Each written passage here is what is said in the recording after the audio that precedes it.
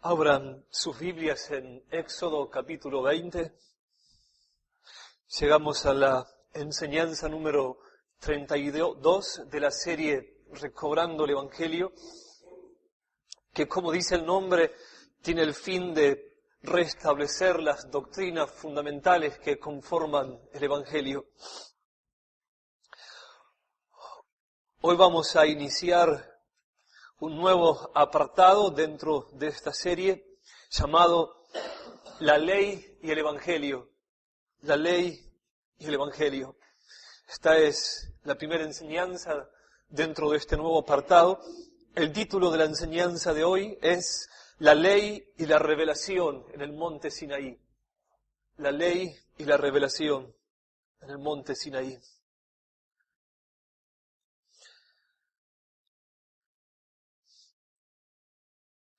Vamos a introducirnos a un estudio de los 10 mandamientos. De esa manera vamos a conocer mejor el corazón de nuestro Dios Trino, vamos a conocernos a nosotros mismos, vamos a conocer a Jesús mejor a través de estos 10 mandamientos, ya que vamos a ver cómo Él guardó cada uno de los 10 mandamientos. Vamos a aprender también cómo nosotros debemos observar estos 10 mandamientos. Y finalmente vamos a ver cuál es la relación que hay entre la ley y el Evangelio, las obras y nuestra salvación. No podemos entender el Evangelio a menos que pasemos por un estudio acerca de la ley, ya que el Evangelio nos enseña que Cristo nos redimió de la maldición de la ley cuando dio su vida por nosotros en la cruz. Vamos a orar para pedir al Señor que nos auxilie.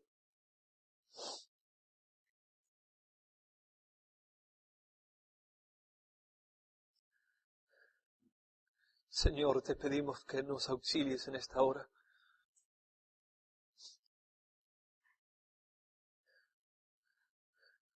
Te pedimos que nos hagas conscientes de que estamos ante tu presencia y que por lo tanto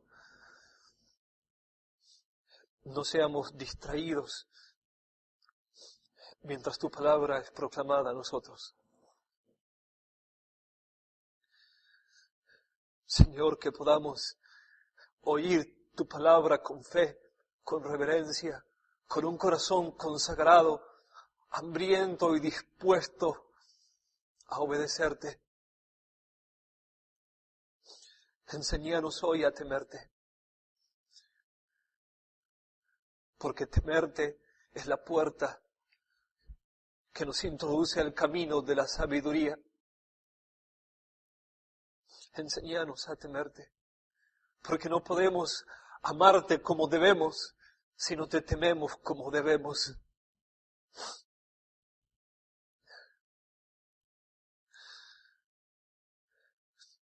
Te pido, Señor, que me ayudes a predicar hoy como si fuese mi última oportunidad de predicar tu palabra. Y te pido, Señor, que hagas que cada una de las personas que se encuentran en este lugar escuchen tu palabra como si fuese la última vez que tienen la oportunidad de escucharla. Ayúdanos, Señor, ayúdanos, que podamos honrarte por la manera en la que nos exponemos a tu palabra. Todas tus palabras son verdad, cada una de ellas. Santo y temible es tu nombre. Amén. Para comenzar a introducirnos a este estudio debemos preguntarnos, ¿qué sentido tiene para nosotros observar un documento tan antiguo como el libro de Éxodo, siendo que el mundo ha cambiado mucho desde los días de Moisés? ¿Qué lugar tienen los 10 mandamientos en la vida de un discípulo del Señor Jesús? Si el apóstol Pablo nos dice en Romanos capítulo 6, versículo 14, a todos los cristianos, no estáis bajo la ley, sino bajo la gracia. ¿Qué lugar ocupa el decálogo, nombre dado a los 10 mandamientos, en la predicación del Evangelio si éste ofrece salvación gratuita sin la mediación de buenas obras? No podemos iniciar un estudio acerca de los 10 mandamientos a menos que podamos responder a estas preguntas y algunas más. Primeramente, a modo de introducción, debemos considerar que Dios tiene el derecho como creador de legislar sobre su creación. Dios tiene el derecho como creador de legislar sobre su creación. Él tiene el derecho de decirnos qué está bien y qué está mal, qué es justo y qué injusto. Él es absolutamente omnipotente, omnisciente y omnipresente. Él es una persona, Él tiene un intelecto, Él tiene emociones, Él tiene voluntad.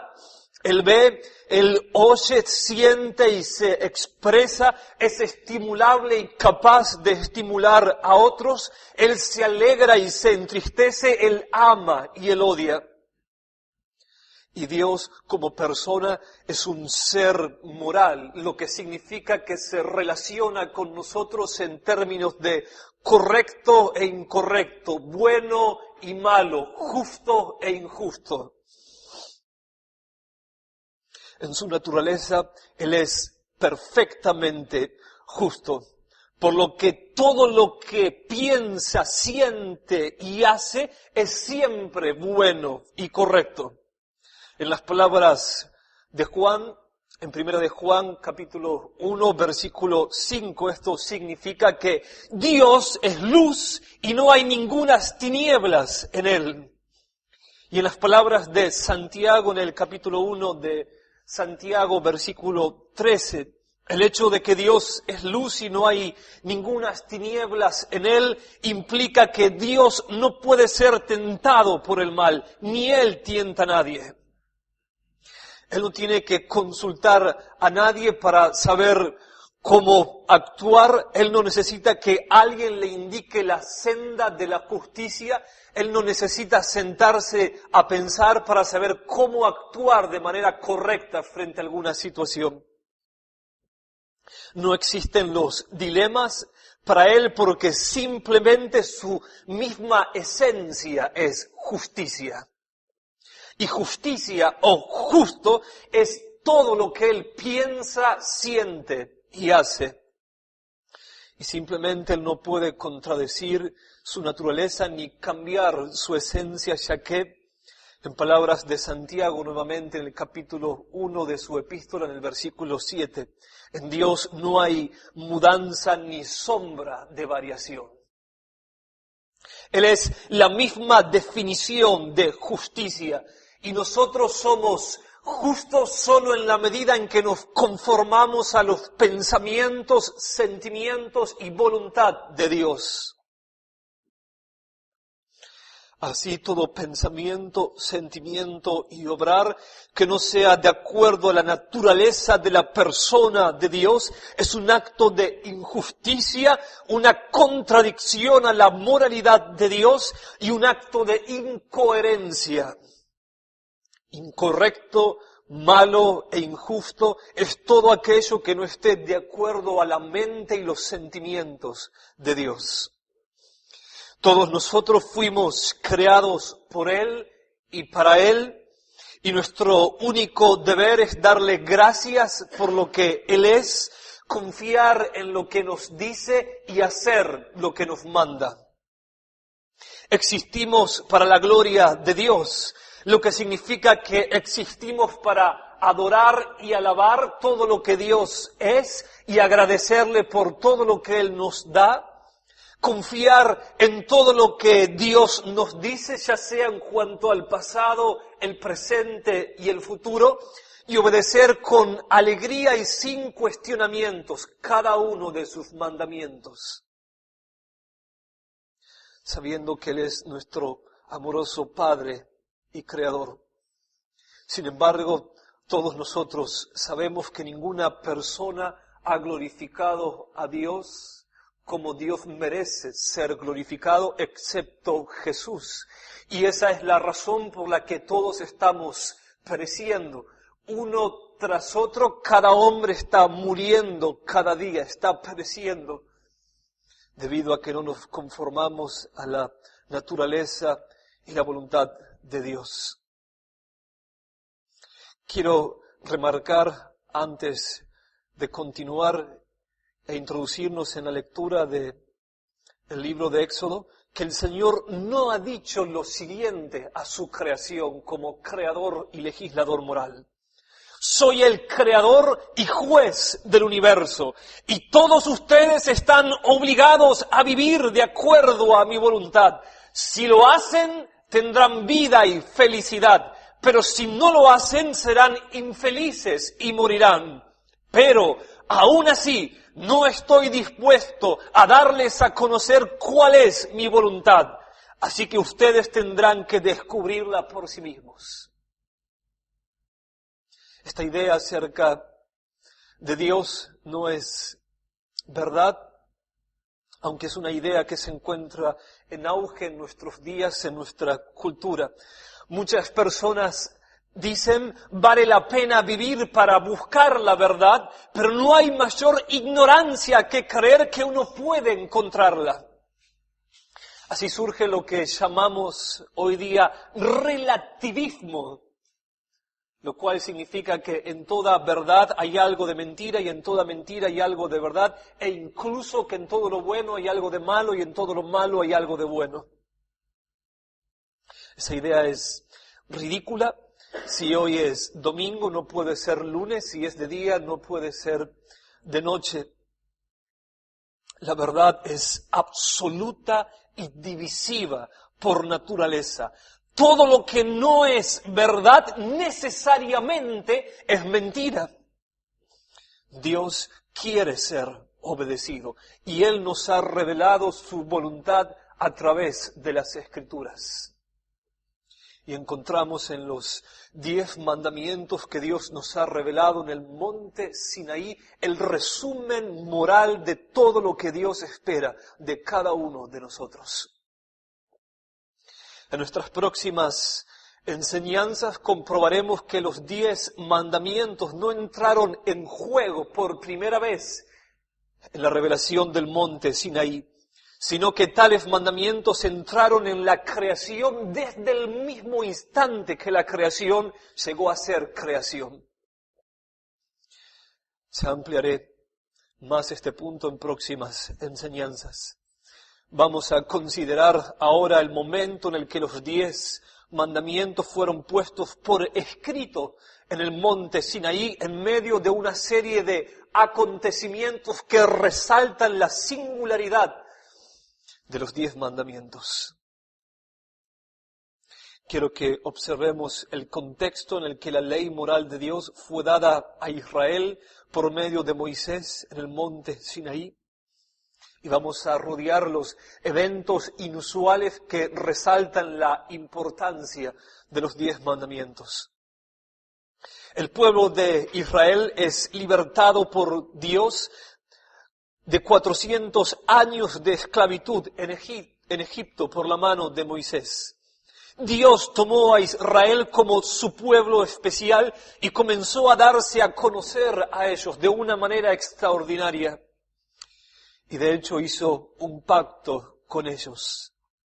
Veremos de qué se trató dicho pacto en alguna próxima enseñanza. Dios les ordenó cómo debían desenvolverse en el ámbito religioso, en el ámbito civil y político, e incluso cómo debían alimentarse. El Señor Dios les dio en su misericordia su misma sabiduría, a fin de que ellos pudieran vivir en paz y felicidad. Y en medio de todas las leyes que el Señor dio a Israel, quiso subrayar la importancia de los 10 mandamientos a través de las circunstancias inusuales que rodearon la entrega de los mismos en el monte Sinaí. Antes de continuar, déjenme aclarar de manera breve que Jehová no está enseñando en el monte Sinaí al pueblo de Israel cómo ganarse la salvación por medio de sus obras. Esa es una idea herética, falsa y no se encuentra en la palabra de Dios. La salvación siempre ha sido por gracia a través de la fe. Ha sido así desde un principio. Por ejemplo, Pablo nos recuerda la salvación de Abraham de la siguiente manera en Romanos capítulo 4, versículo 3. Pablo dice, ¿qué dice la Escritura? Creyó Abraham a Dios y le fue contado por justicia. Siempre ha sido así y siempre será así. De hecho, Dios no solo ordenó a los judíos 10 mandamientos, sino 613 mandamientos. Podemos encontrarlos a través de todo el Pentateuco. El propósito de la entrega de la ley es otro y ya lo veremos en las próximas enseñanzas. Pasemos a considerar ahora las circunstancias inusuales que rodearon la entrega de los 10 mandamientos y que resaltan su carácter extraordinario. Haremos 6 observaciones. Primera observación, una preparación inusual. Comencemos a leer a partir de Éxodo 19, versículos 10 al 15. Voy a citar varios textos, aparte de los que rodean Éxodo capítulo 20. Les recomiendo que ustedes se queden en los textos de Éxodo y puedan anotar los demás a fin de no perder tiempo.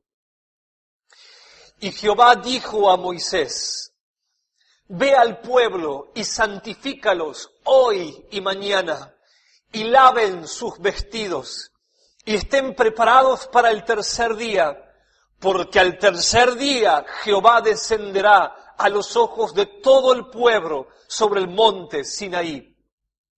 Y señalarás término al pueblo en derredor, diciendo, guardaos, no subáis al monte, ni toquéis sus límites. Cualquiera que tocare el monte, de seguro morirá.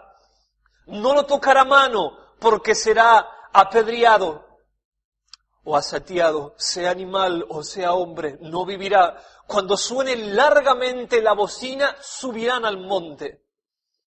Y descendió Moisés del monte al pueblo y santificó al pueblo y lavaron sus vestidos. Y dijo al pueblo, estad preparados para el tercer día, no toquéis mujer. En ningún otro momento Dios exigió semejante preparación y devoción al pueblo de Israel para escucharle. Por 2 días completos el pueblo debía prepararse para encontrarse con Jehová. El Señor está resaltando la importancia del evento que tendrá lugar. Ellos deben meditar en la seriedad, la importancia y la trascendencia de lo que sucederá en el monte Sinaí. Jehová está apelando a la conciencia de los israelitas para que preparen su corazón para lo que sucederá, la entrega de los 10 mandamientos. El evento fue algo único y especial. Nunca se repitió en la vida del pueblo de Israel un acontecimiento semejante. Fue algo sin paralelos, algo único. Dios se encargó así de resaltar el carácter eterno y extraordinario de los 10 mandamientos. La preparación interior debía reflejarse en la pureza exterior. En el versículo 10 se ordena al pueblo que laven sus vestidos. En los versículos 12 y 13 podemos notar que Dios ordena que el monte en el que se manifestará sea delimitado y advierte que si alguno se atreve a cruzar el límite, sea hombre o animal, morirá. De esta manera, Jehová quiere hacer entender al pueblo que Él es un Dios santo cuya dignidad es tal que desobedecerlo es equivalente a la pena capital. Y de hecho, 9 de los 10 mandamientos están condicionados a la pena capital en caso de desobediencia. En el versículo 15 podemos notar que Dios prohíbe a los hombres llegarse a sus mujeres a fin de guardar su devoción exclusivamente para Jehová.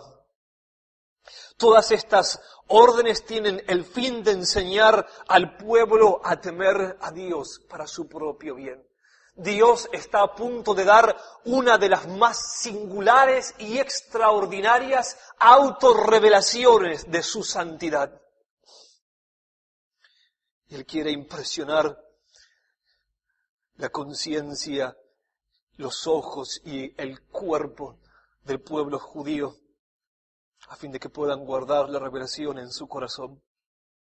Él es Jehová, Él es nuestro creador y juez, Él es majestuoso y digno de ser amado por sobre todas las cosas.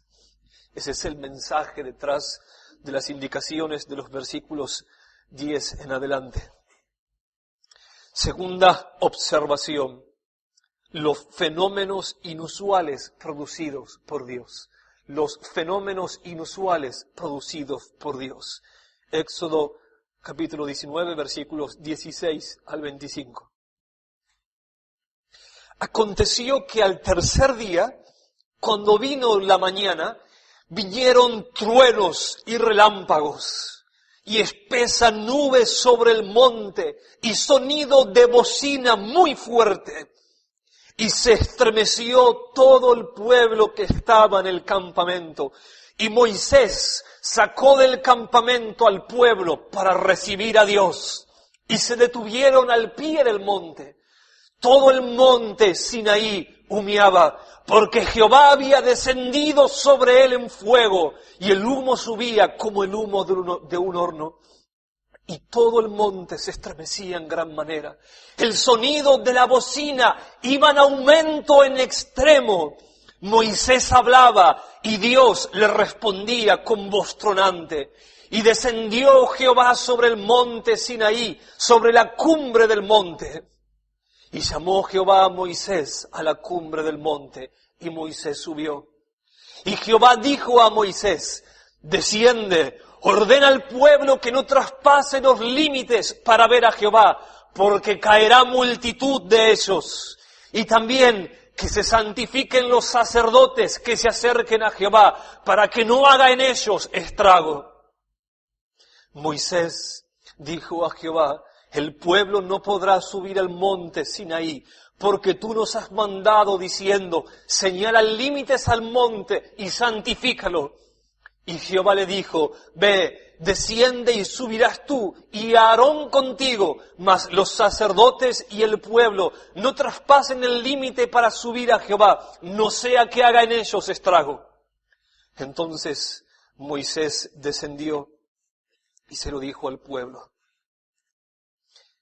Dios manifiesta en esta escena visiblemente su presencia. Él está materializando el significado de su santidad y su majestad a través de los truenos, relámpagos y una espesa nube y un sonido de bocina muy fuerte. Como podemos notarlo en el versículo 16, el pueblo se estremeció en su totalidad ante semejante revelación. Ellos no estaban en presencia de una tormenta cualquiera, ellos estaban en la presencia de Dios. En Hebreos capítulo 12, versículo 21, se nos registra la experiencia de Moisés ante semejante paisaje. Se nos dice, y tan terrible era lo que se veía, que Moisés dijo, estoy espantado y temblando. El temblor del cuerpo de Moisés y de toda la congregación de Israel no era más que la expresión física del shock mental que ellos estaban sufriendo ante la revelación de Dios. Ellos estaban aprendiendo lo que el apóstol Pablo dijo más tarde, Dios habita en luz inaccesible. Ellos estaban teniendo apenas un destello de la experiencia diaria de los querubines fotografiados en Isaías 6, que están ante un trono tan alto y tan sublime y ante un Dios tan temible y tan santo que ni siquiera pueden verlo directo. Ellos deben cubrir sus rostros todo el tiempo. ¿Cómo habríamos reaccionado nosotros ante semejante escena? ¿Qué habríamos entendido? Habríamos entendido que Dios es un Dios digno de ser servido con temor y con temblor. Hermanos, Dios no es un viejito sin barba con quien podemos hacer lo que nosotros queramos, como muchos dicen por ahí. El Dios que se predica en esta mañana en la mayoría de los púlpitos es un Dios más parecido al genio de la lámpara que a Jehová, a quien encontramos en el texto de hoy. Dios no es el genio de la lámpara de nadie. Él no existe para cumplir nuestros deseos. Él no puede ser tratado como un amigo más. Él debe ser temido y reverenciado. En la ilustración del genio de la lámpara encontramos el pensamiento moderno de los hombres para con Dios, ya que el genio de la lámpara, a pesar de ser poderoso, se encuentra bajo el dominio del que porta la lámpara. Tal es la pretensión del hombre en nuestros días y tal ha sido siempre la pretensión del hombre para con Dios. El Dios viejito de barba blanca que se parece al genio de la lámpara, que está dispuesto a tolerar todos nuestros pecados, que nos ama con amor incondicional y nos comprende en toda situación y que jamás va a estar en contra de nosotros, que es incapaz de irritarse y airarse, es un Dios más digno de lástima que de adoración. Es simplemente un dibujo, una caricatura que el diablo ha hecho de Dios en el infierno. No es el Dios de la Biblia.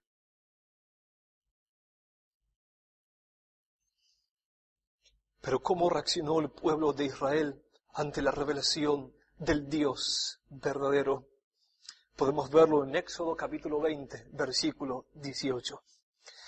Todo el pueblo observaba el estruendo y los relámpagos y el sonido de la bocina y el monte que humeaba, y viéndolo el pueblo temblaron y se pusieron de lejos. Esa es exactamente la experiencia que nosotros debemos tener al tomar conciencia de la majestad y la santidad de Dios. Esta es la experiencia de cada hombre relatado en las Escrituras que ha tenido un encuentro personal con Dios. Dios está vivo y esa es una realidad terrible. Su amor de Padre nos infunde confianza, pero su majestad nos infunde terror. La Biblia habla acerca de tener miedo a Dios. Sea Jehová vuestro miedo, sea Jehová vuestro temor. Santo y temible es su nombre. Los judíos, a partir de esta experiencia en el monte Sinaí, ni siquiera se atrevían a mencionar el nombre del Señor. Ahora vean qué diferente es este relato bíblico acerca de Dios, del relato que los predicadores contemporáneos pintan en sus púlpitos. Dios es digno de ser amado, pero esta escena no inspira romanticismo ni una confianza desubicada. No quiero irme del texto, así que solo voy a recordarles la escena de la transfiguración como una referencia cruzada que ustedes pueden encontrar en el Nuevo Testamento de la majestad de Dios el Padre y Dios el Hijo. Muchos dicen, en el día de hoy, estás hablando acerca del Padre, estás hablando acerca de Jehová. Él inspira esa distancia, Él causa miedo con su presencia, pero con Jesús es muy diferente. Con Jesús nos sentimos en confianza, sentimos que podemos expresarnos con libertad con Él, que Él nunca nos va a rechazar, que su carácter es diferente al del Padre que Él viene a defendernos del Padre, que el Hijo tiene más amor que el Padre, que el Hijo es menos exagerado. Sin embargo, en esta escena comprendemos que eso no es así. Mateo nos informa que el rostro de Jesús resplandeció como el sol y sus vestidos se hicieron blancos como la luz. En Mateo capítulo 17, versículo 2. En la escena, en aquel monte, luego una nube cubre el lugar donde Jesús se encuentra con sus 3 discípulos más íntimos. Y la voz del Padre les ordena a los discípulos desde la nube lo siguiente. Podemos verlo en el versículo 5 de Mateo 17. El Padre, el mismo que truena en Sinaí, ahora se dirige tan solo a 3 personas.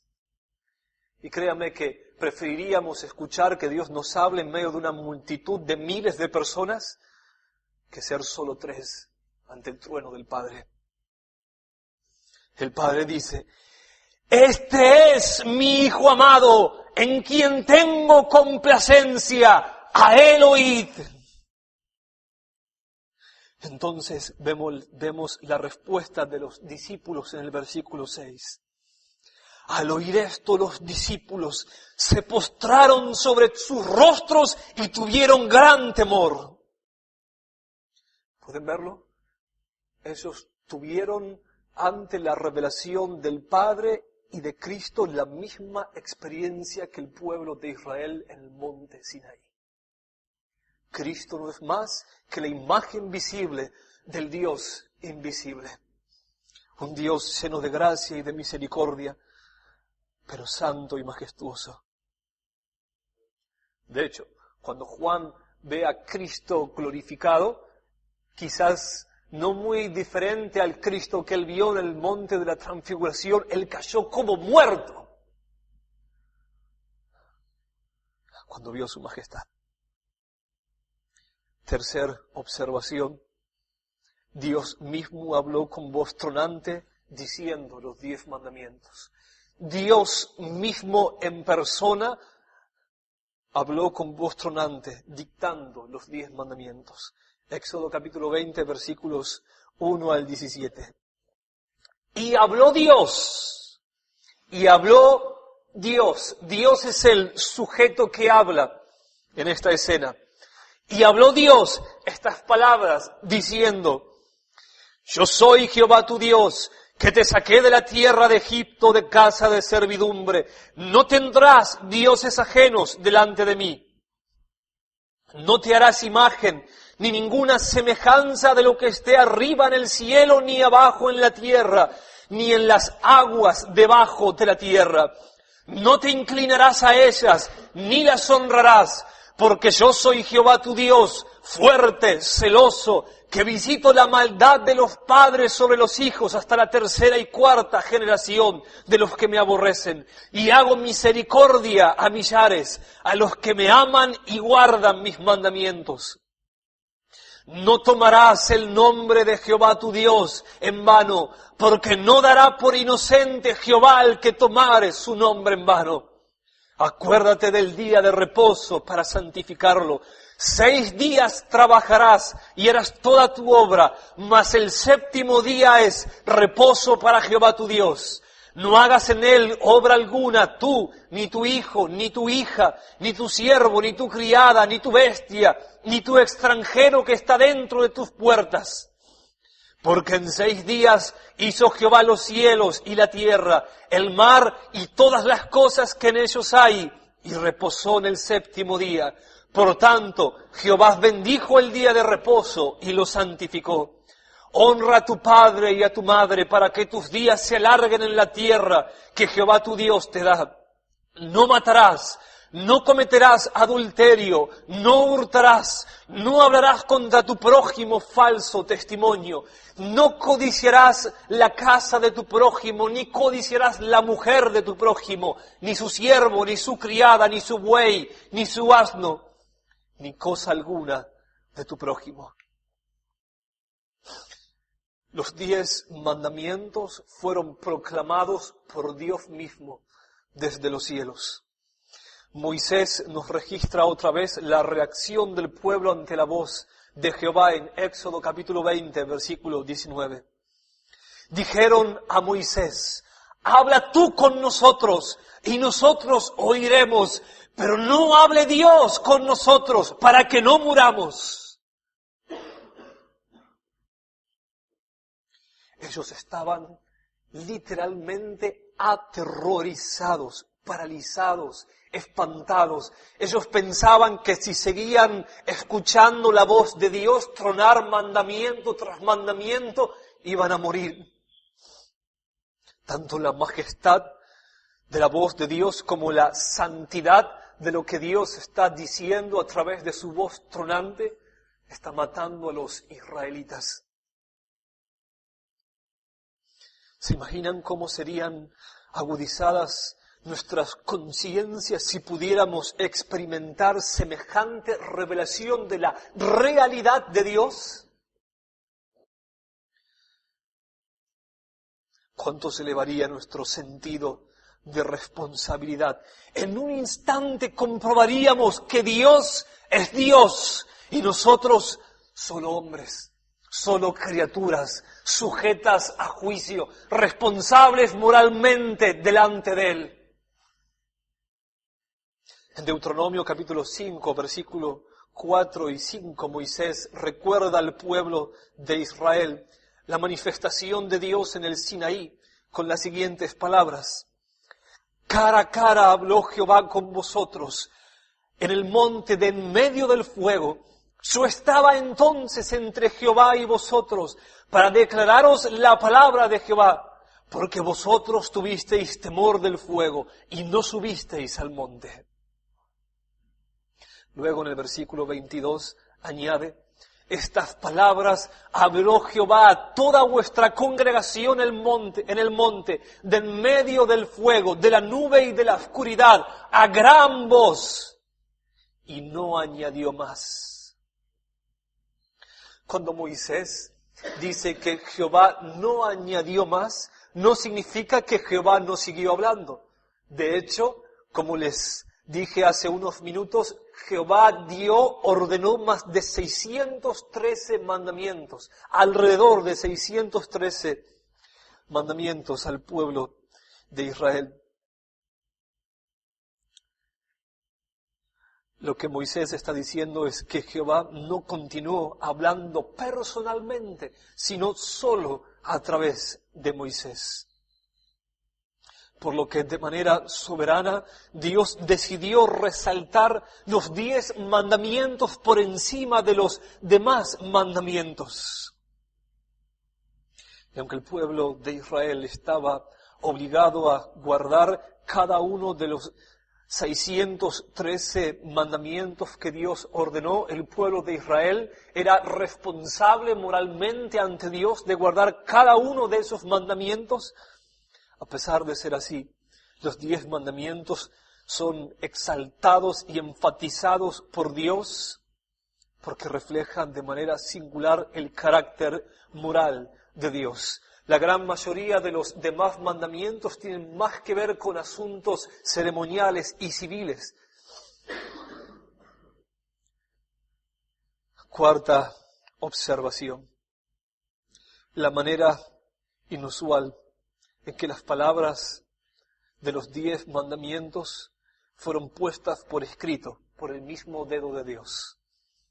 La manera inusual en que las palabras de los 10 mandamientos fueron puestas por escrito por el mismo dedo de Dios. Volvamos a leer Deuteronomio capítulo 5, versículo 22 en su totalidad. Moisés dice: estas palabras habló Jehová a toda vuestra congregación en el monte, de en medio del fuego, de la nube y de la oscuridad, a gran voz, y no añadió más. Y las escribió en 2 tablas de piedra, las cuales me dio a mí. En Éxodo 31, versículo 18, encontramos una declaración extraordinaria y escalofriante. Y dio a Moisés Jehová, cuando acabó de hablar con él en el monte Sinaí, 2 tablas del testimonio, tablas de piedra escritas por el dedo de Dios. El mismo dedo de Dios escribió cada uno de los 10 mandamientos, a fin de resaltar otra vez el carácter único, singular, extraordinario de estos 10 mandatos. De esta manera Dios pretende santificar los 10 mandamientos, apartarlos de los demás. Ahora, claro que Dios, siendo que es espíritu, no tiene dedos, por lo que tenemos que entender que la palabra dedo de Dios es simplemente una forma de decir que Dios mismo, y no un ángel, se encargó de escribir los 10 mandamientos. Dentro de la teología se conoce a esta personificación de Dios con cualidades humanas bajo el nombre de antropomorfismo. Se le atribuye a Dios una característica humana para resaltar algo que Él haya hecho o que Él va a hacer. Ninguna otra parte de la ley fue escrita de ese modo. En Éxodo 32, versículos 15 y 16, tenemos la escena de la adoración del becerro de oro. Moisés, quien descendió del monte con las tablas en sus manos, las quebró de un ataque de ira, cuando vio que el pueblo, después de semejante revelación, como cada uno de nosotros lo ha hecho, se postró ante un becerro de oro.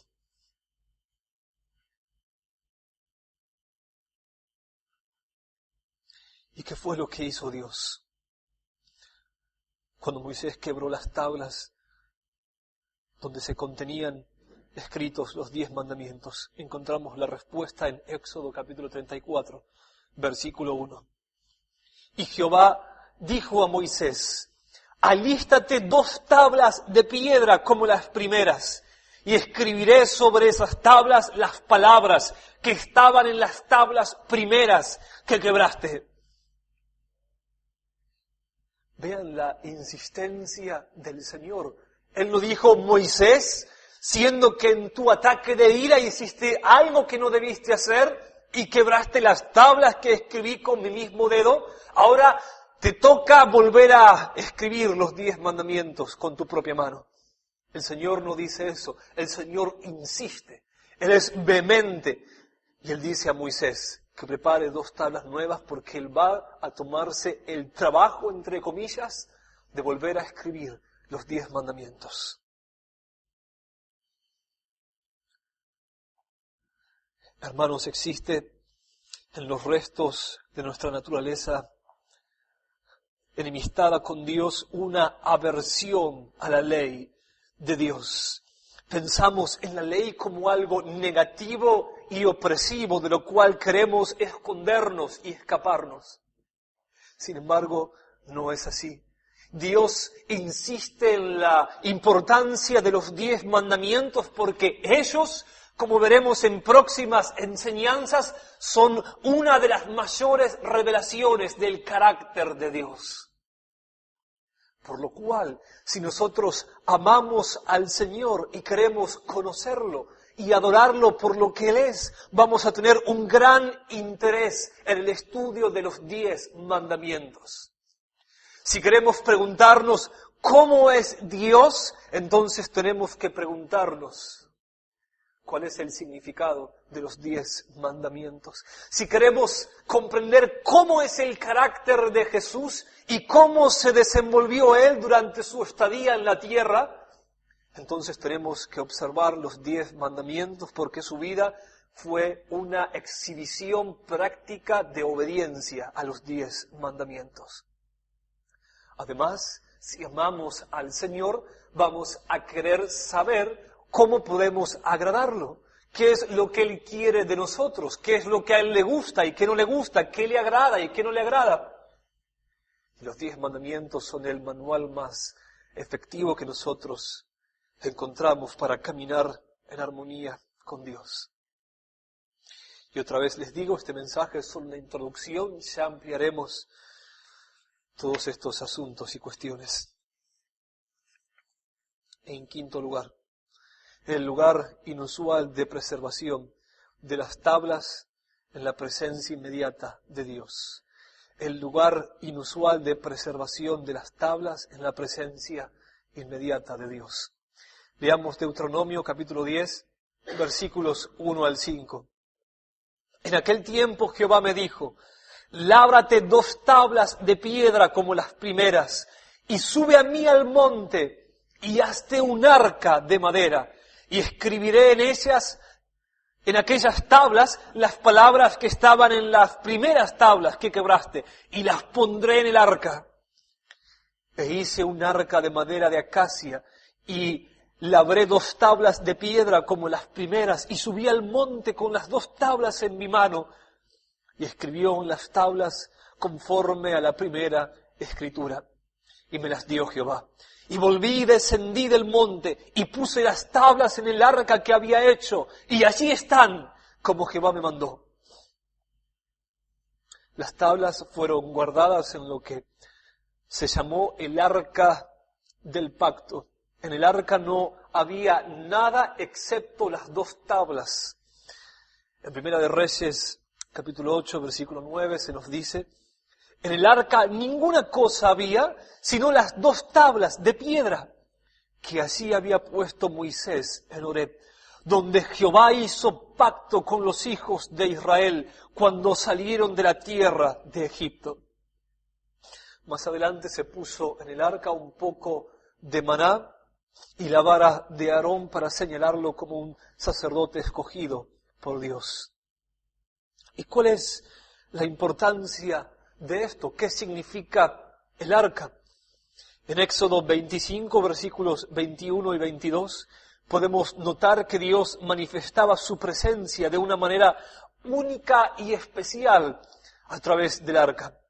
En el texto Dios dice, pondrás el propiciatorio encima del arca, y en el arca pondrás el testimonio que yo te daré.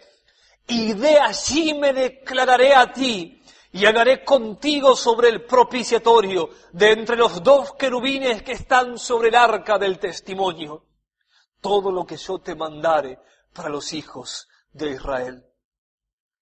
Ahora, otra vez, ¿cuál es el mensaje que Dios está dando al resaltar la importancia de los 10 mandamientos, al incluirlos dentro del arca del pacto, arca desde la cual Él manifestaba su presencia?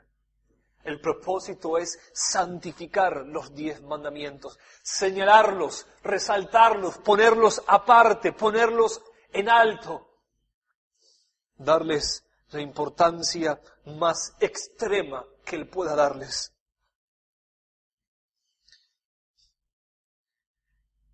Un cristiano que no estudia los 10 mandamientos, que no conoce los 10 mandamientos, es un cristiano que está viviendo en la más terrible ignorancia. Y ese es el fruto del cristianismo de nuestros días. En sexto lugar, sexta y última observación de la entrega inusual de los 10 mandamientos en Sinaí. Moisés establece la especialidad de los 10 mandamientos. Moisés establece la especialidad de los 10 mandamientos. Miremos no solo lo que Dios hizo en el monte Sinaí, sino lo que Dios dijo. Leamos Deuteronomio capítulo 4, versículos 9 al 14.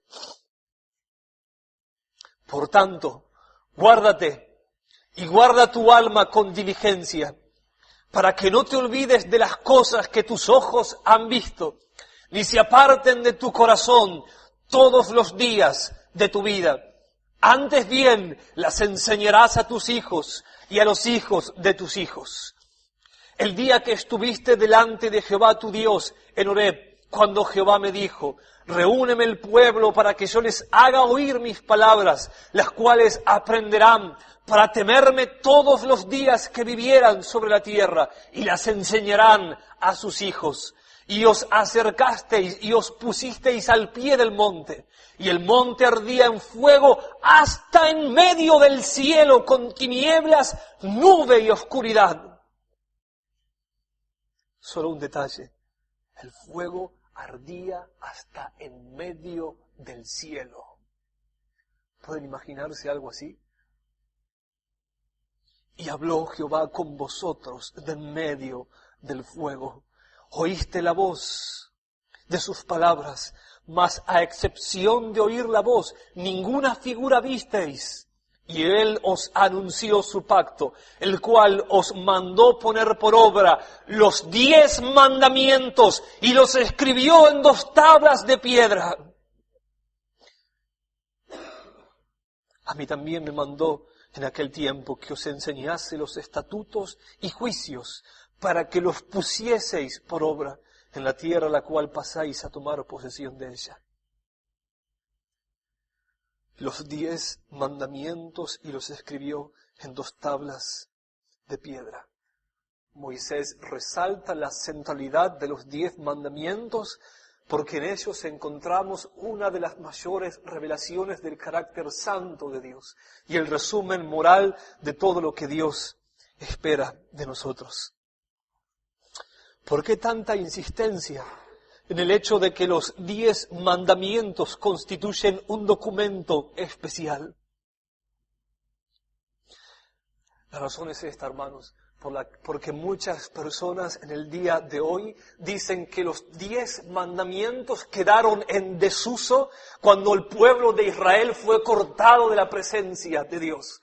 El hecho de que ya no tengamos que sacrificar animales para poder acercarnos a Dios, el hecho de que el Cordero de Dios, Dios el Hijo, murió por nuestros pecados y abolió todo el sistema levítico, y el hecho de que Dios ya no trata con su iglesia como con una nación, no significa que nosotros estamos desobligados moralmente de observar los 10 mandamientos. Esa es una idea herética que, como ya hemos dicho muchas veces, termina desembocando en lo que se conoce como la doctrina del cristiano carnal. Ellos dicen, el Evangelio es un mensaje de amor y libertad que nos hace libres de las exigencias de la ley. Y eso es mentira. El Evangelio nos hace libres de la obligación de guardar la ley de una manera perfecta para ser salvos, pero no nos hace libres de la responsabilidad que tenemos ante nuestro Dios de acatar su voluntad. El autor de Hebreos nos dice, sin santidad nadie verá al Señor. La santidad se define en los términos de los 10 mandamientos, los cuales abarcan la totalidad de las demandas de Dios para con nosotros. Entonces, sin obediencia a los 10 mandamientos, nadie verá al Señor. Esa es la verdad. Para finalizar, comparemos el terror de la entrega de la ley en el Sinaí con nuestra situación actual en el Evangelio. Voy a redundar otra vez, porque hay muchas personas por ahí que dicen, esa era la situación del pueblo de Israel, pero no es la situación en nuestros días. Con el Evangelio, a través de la muerte y la resurrección de Cristo, la situación cambió.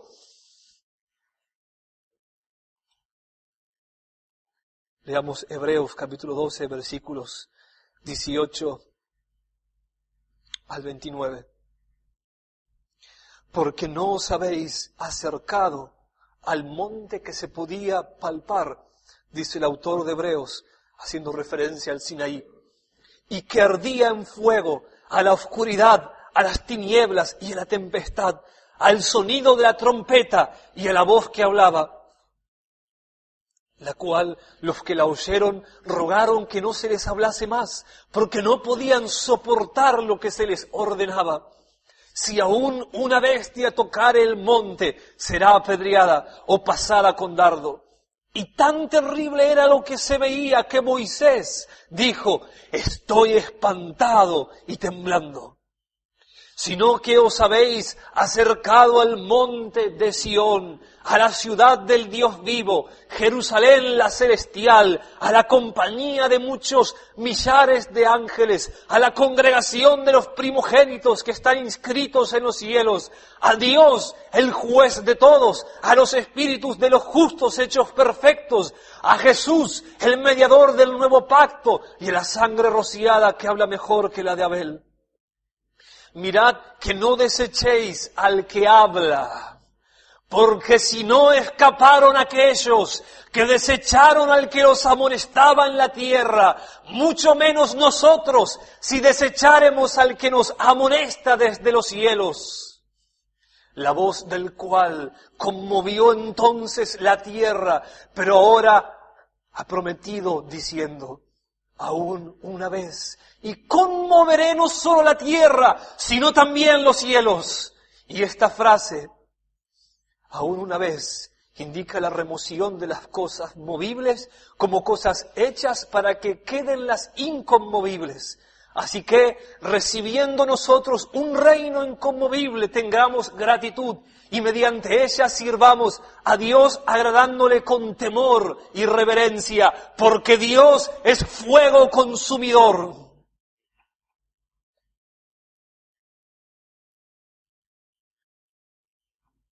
En esta carta el autor de Hebreos continuamente está advirtiendo a sus lectores a no volver atrás, tal como la congregación de Israel lo hizo. No voy a explicarles el significado de todo lo que acabé de leerles en Hebreos capítulo 12, pero quiero que noten la esencia del mensaje que el autor de Hebreos nos quiere comunicar.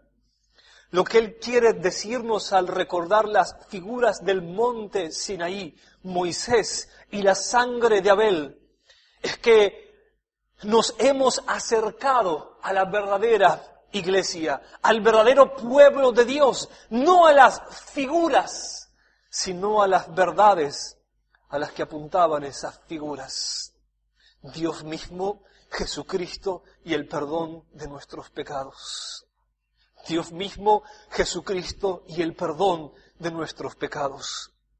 Ahora, dice el autor de Hebreos, somos aceptados en el reino de Dios, disfrutando de la compañía de millares de ángeles y de santos ya hechos perfectos por los méritos de la sangre de Jesucristo. Pero el autor de Hebreos avanza un poco más y él dice, es mucho peor rechazar el Evangelio que la ley, porque en el Evangelio Dios nos ha manifestado su amor de manera extrema, lo cual, si rechazamos su llamamiento, evidencia el más alto grado de maldad. Nos convierte en criminales tremendos, peores que los judíos, ya que tenemos mayor conocimiento de las misericordias eternas e infinitas de Dios. Aquel que tronó en Sinaí, nos dice el autor de Hebreos, cuando hablaba desde la nube, aún continúa hablando a través de la sangre preciosa de su Hijo Jesús, llamando a los hombres a la reconciliación. La sangre de Abel clamaba por venganza. La sangre de Jesucristo habla y clama por misericordia. El monte Sinaí amenazaba con maldición. La cruz de Cristo es un llamado a la reconciliación con Dios. Lo que el autor de Hebreos, nos está diciendo, escuchen muy bien, es que Jesús, la sangre de Jesús, tiene tanto poder que puede calmar al monte Sinaí. Todo el fuego del monte Sinaí puede ser aplacado por una inundación de la sangre de Cristo. De hecho, la sangre de Cristo es lo único que puede calmar las exigencias del Sinaí. Todos nosotros, y quiero que sean conscientes que en esta hora están ante el tribunal de Dios, cada uno de ustedes. Todos nosotros seremos juzgados por cada violación a la ley y experimentaremos por siempre un terror mucho más grande que el de la congregación de Israel en el Sinaí, por los siglos de los siglos en el infierno. Pero si recurrimos a Jesús, eso no ocurrirá, sino todo lo contrario. Los hombres en el infierno experimentarán por siempre de manera física, consciente, emocional, psicológica, el terror infinito de Dios. La demostración de la majestad de Dios en Sinaí solo fue una sombra, una advertencia tan suave como una brisa, en comparación a lo que será su presencia terrible en ira perfecta en el infierno.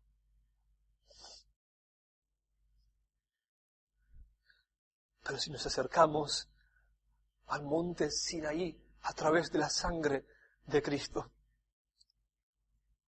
no seremos exterminados, no moriremos, podremos traspasar sus límites con confianza, sin temor, y encontrarnos con Dios en el centro del monte. ¿Por qué? Porque la cruz del Calvario es más terrorífica que el monte Sinaí. El terror, la maldición y el castigo de la ley cayó en la cruz sobre la segunda persona de la Trinidad. Isaías 53, versículo 10, nos dice, quiso Jehová quebrantarlo, haciendo referencia a que el Padre quiso, por amor a nosotros, castigar a su Hijo en nuestro lugar. ¿Por qué? Porque Dios toma su ley en serio y porque Dios nos amó. La cruz es la evidencia más grande de que Dios toma en serio su ley. Ni siquiera perdonó a su propio Hijo cuando se paró ante su presencia con todos nuestros pecados en sus manos. El Padre atravesó al Hijo, al que amó desde la eternidad, con un amor perfecto. ¿Por qué nos amó? Jesús mismo nos explica esto en Juan 3:16. De tal manera amó Dios, el Padre, al mundo que ha dado a su Hijo, para que todo aquel que en él crea no se pierda, sino que tenga vida eterna. Alguien tenía que pagar la multa de quebrantar la ley, y el Hijo, aunque era inocente, se ofreció a ser castigado en nuestro lugar, solo por amor, solo por gracia. Y Dios, nos dice el autor de Hebreos, sigue llamando desde los cielos a los hombres a reconciliarse con Él con la misma autoridad con la que habló a los hombres en el monte Sinaí. Dios está ahora declarando con autoridad a través de Jesús su amor por los hombres y su deseo de que sean salvos de Él y para Él. Esa es la única manera en la que podés acercarte a Jehová sin morir. Y no solo eso, sino que acercándote al Padre por medio de Cristo, podés llegar a ser su hijo para siempre. Quiero ponerlo muy personal, y esto va tanto para cristianos como no cristianos. Tenemos ambos públicos siempre en este lugar. Dios, el Hijo, entró al monte Sinaí por amor a vos, y Él clamó y pidió que todas las maldiciones y todo el castigo y toda la ira de Dios para aquellos que quebranten sus mandamientos caiga sobre Él, para que no caiga sobre vos. Dios castigará cada pecado que cada hombre ha cometido, ya sea en la cruz de Cristo o ya sea en el infierno para siempre. Y eso es lo que Dios hizo por amor a vos. Él entró a ese monte y Él clamó al Padre para ser nuestro sustituto. De hecho, fue el Padre quien le pidió que lo hiciera. Él calmó el monte Sinaí. Él calmó las demandas Él calmó el temor, Él silenció el terror del monte. Y ahora nos invita a acercarnos a Él con confianza, porque ese trono que descendió desde los cielos hasta el monte Sinaí en Éxodo capítulo 20, es llamado en Hebreos capítulo 4, versículo 16, el trono de la gracia. Acerquémonos pues confiadamente al trono de la gracia. Podemos acercarnos con confianza gracias a Cristo al último lugar al que nosotros deberíamos acercarnos con confianza. Él te ordena que vengas a Él. Vení a Él. Vení a Él. Estás sin Cristo, vení a Él. Él te ordena, no es una opción. No te está preguntando, Él te ordena que vengas a Él. Que el temor de Dios te empuje violentamente a los tiernos brazos del amor de Jesucristo. Voy a leer un texto más para terminar, Hebreos capítulo 2, versículos 1 al 3. Por tanto, es necesario que con más diligencia atendamos a las cosas que hemos oído, no sea que nos deslicemos, porque si la palabra dicha por medio de ángeles fue firme, y toda transgresión y desobediencia recibió justa retribución, ¿cómo escaparemos nosotros si descuidamos una salvación tan grande? La cual, habiendo sido anunciada primeramente por el Señor, no fue confirmada por los que oyeron. Oremos.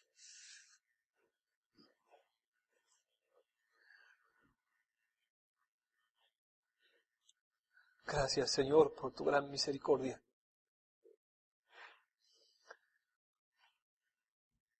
No sé qué me aterra más.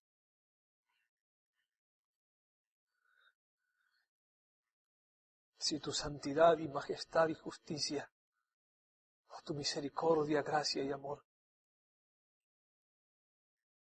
Más espanto que el monte Sinaí nos causa el monte Calvario, donde podemos ver qué tan santo sos y qué tanto amor tenés. Oh Señor, lo que hiciste por nosotros en la cruz eclipsa al monte Sinaí. Queremos acercarnos hoy al monte Calvario, postrarnos con reverencia al pie de la cruz. Aunque ya no estás ahí, resucitaste triunfante de entre los muertos. Queremos adorarte. Queremos abrazarnos a la cruz y queremos subir a ella y clavarnos nosotros también. Ser crucificados para este mundo. Asesinar a nuestro viejo hombre.